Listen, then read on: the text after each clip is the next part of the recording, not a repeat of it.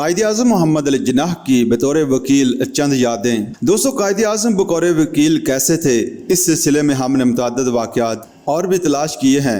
इनके इस दौर के एक वकील साथी ने कहा, मुझे याद है कि एक दफ़ा मैं एक इमदादी फ़ंड के लिए चंदा जमा कर रहा था कि बार लाइब्रेरी में मिस्टर जिन्नाह को देखकर मैं उनके पास गया और चंदे की फहरिस्त उनके हाथ में दी। उन्होंने उसे बगौर पढ़ा, फिर फहरिस्त वापस मुझे लौटा दी और बोले, जनाब मुझे इस मामले से कोई दिलचस्पी नहीं और जिस काम से मुझे दिलचस्पी ना हो मैं इसके लिए वक्त ज़ाया करना भी मुनासिब नहीं समझता।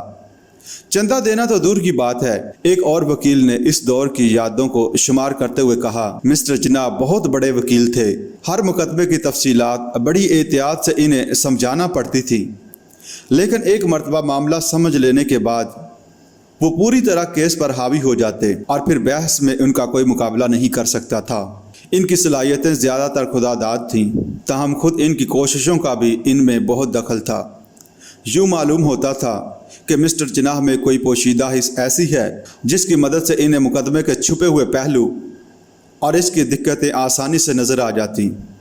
वो अपने मुकदमे के अहम नुक्ते बड़ी खूबी से निकालते और फिर आहिस्ता आहिस्ता लफ्ज़ ब लफ्ज़ इन्हें जज को समझाते।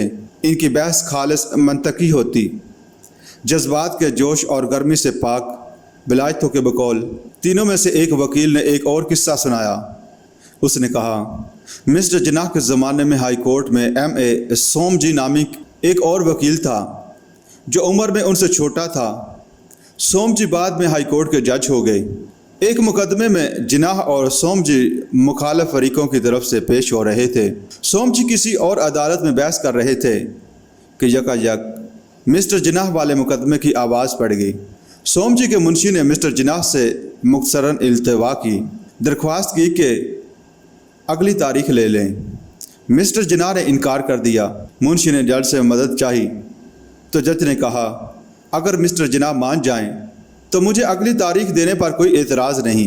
लेकिन मिस्टर जिन्नाह राज़ी ना हुए और बोले, मेरे फाजिल दोस्त सोमजी का फ़र्ज़ है कि वो ज़ाती तौर पर मुझसे इल्तिवा की दरख्वास्त करते। आज बहस का वक़्त मुकर्रर है और असूली तौर पर मैं अपने मुवक्किल के मुफाद को नज़रअंदाज नहीं कर सकता।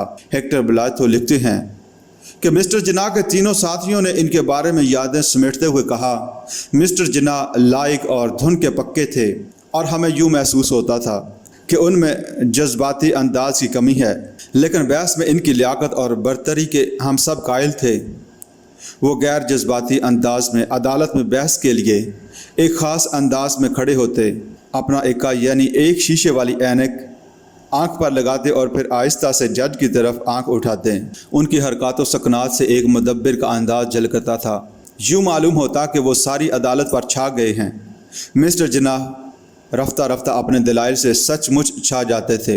इन वकला ने अपनी बात जारी रखते हुए कहा, जब हम मिस्टर जिन्नाह को याद करते हैं तो हमें बार बार इनकी गैर मामूली दयानतदारी का ख्याल आता है।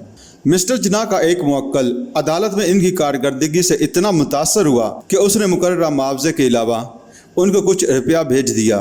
मिस्टर जिन्नाह ने यह फाजिल रकम वापस कर दी और इसके साथ एक पर्चे पर लिख भेजा, आप मुझे जितनी रकम दे चुके हैं फीस इतनी ही तय हुई थी, बकाया रकम वापस भेज रहा हूँ, उसे रखना बेअसूली होगी।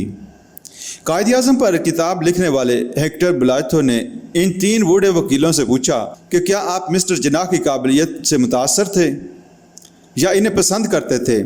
तो उनमें से एक बोला, मैं इन्हें वाकई पसंद करता था क्योंकि वो बड़े मुनसिफ मिजाज थे। सियासी ज़िंदगी के इख्तलाफात और तलखियों के बावजूद उनके दिल में किसी के लिए बुग़्ज़ या नफ़रत नहीं थी। वो सख्त ज़रूर थे, लेकिन किसी के लिए भी कदूरत यकीने से बिल्कुल पाक थे।